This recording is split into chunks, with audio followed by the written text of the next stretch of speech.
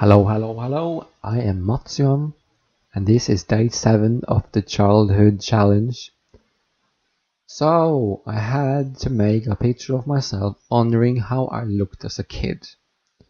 As I said the other day, I had at least 2 figures between each finger and 1 or 2 in my palm at all times.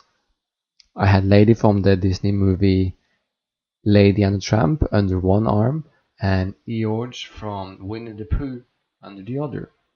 My backpack was always filled with all my Pokemon figurines, as well as my Game Boy and some drawing equipment depending on destination.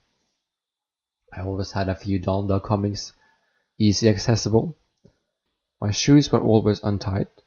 So, if you want to participate as well in this challenge, description is where to find all the information. And you can also find all my links to my social media there as well. I would love to hear what you think.